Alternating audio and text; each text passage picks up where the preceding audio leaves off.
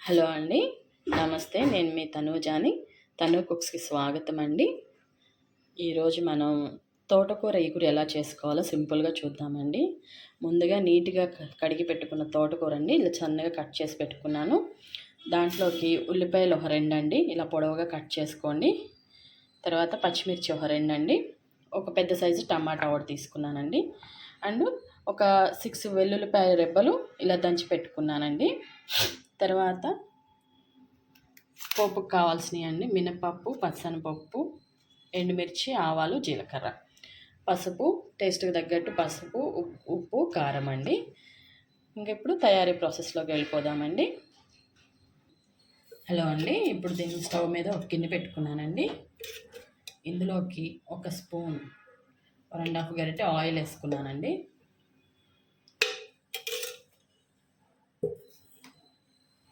ఇది బాగా హీట్ ఎక్కిందండి. ఇప్పుడు మనం ఏవైతే మా దినుసులు ఉన్నాయో తిరగమాత గింజలు అవి యాడ్ చేస్తున్నామండి.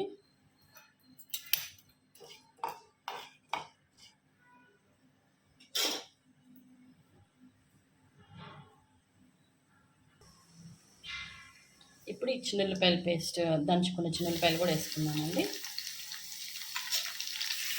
ఇది కూడా బాగా వేగనిద్దాము. మరి ఎర్రగా వేగొద్దండి అది.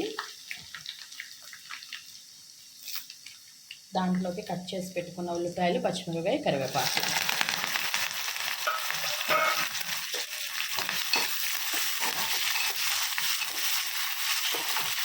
ఏవి కూడా ఎర్రగా వేగకూడదండి. వేగితే చాలు మనకి ఇవి ఆకుకూరల్లోకి.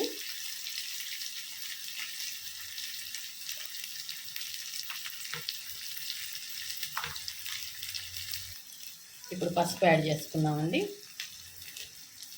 ఒక 1/2 స్పూన్ పసుపు అండి. ఉల్లిపాయ సగం వేగిందండి. ఇప్పుడు టమాటాలు యాడ్ చేసుకున్నామండి. టమాటాలు కూడా హాఫ్ వేసి పెట్టుకున్నామండి.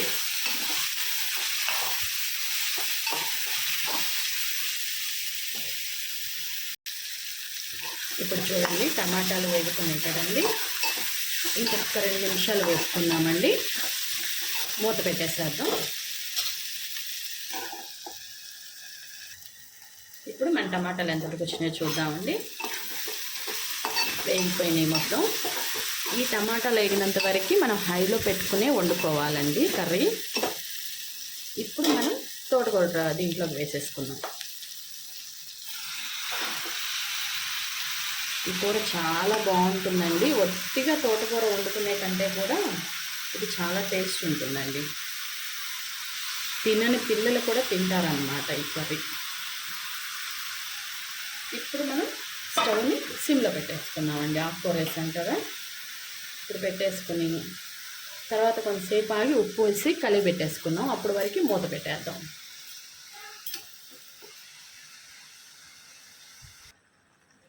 ఇప్పుడు మన కూర ఎంతవరకు వచ్చిందో చూద్దాము. ఆల్మోస్ట్ మగ్గుతుందండి.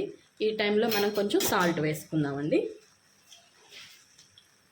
ఆకుకూరల్లో ఎక్కువ సాల్ట్ పట్టదండి, అదొకటైతే గుర్తుపెట్టుకోండి. ఎందుకంటే టమాటా వేసాం కాబట్టి ఈ మాత్రమైనా పడుతుంది, లేదంటే అసలు ఇంత సాల్ట్ కూడా పట్టదు. ఏ ఆకుకూరైనా అంతే. మనం ఇలా కర్రీ చేసుకుంటున్నప్పుడు అసలు సాల్ట్ ఎక్కువ వాడకూడదు. పాలకూరలో అయితే చాలా తక్కువ పడుతుంది. ఇలా కలయి పెట్టుకున్నాం కదండి. ఇంకప్పుడు ఒక 15 నిమిషాలు మూత పెట్టేసుకున్నామండి. మూత పెట్టేసుకుని సిమ్లో మీడియంలో పెట్టేద్దాము. స్టవ్ మగ్గిపోతూ ఉంటుంది. ఇప్పుడు మన కర్రీ ఎంతవరకు వచ్చిందో చూద్దామండి. 15 మినిట్స్ అయిపోయింది. ఇంకా ఉడుకుతూ ఉందండి. వాటర్ ఉన్నాయి చూసారా ఎంత కలర్ఫుల్గా ఉందో. ఇంకా మగ్గనిద్దామండి. ఇంకొక 15 మినిట్స్ మగ్గనిద్దాము. కారం అయితే ఇప్పుడే వేయొద్దు, లాస్ట్గా వేసుకుందామండి. మళ్ళీ మూత పెట్టేద్దాం. ఇప్పుడు మన కర్రీ ఎంతవరకు వచ్చిందో చూద్దామండి.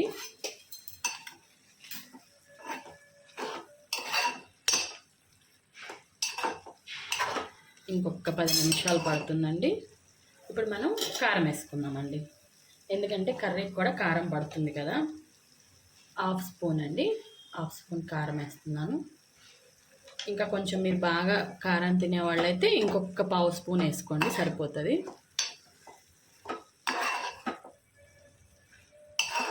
మరి డీప్ ఫ్రై ఏమొద్దండి. ఇంకొక 10 నిమిషాలు మనం మూత పెట్టేసి ఉడికించుకున్నామంటే ఈ నీరంతా పోయిందంటే ఇంకా మనకి కర్రీ రెడీ అయిపోయినట్టేనండి. ఒక 10 నిమిషాలు మూత పెట్టుకుందామండి దీన్ని.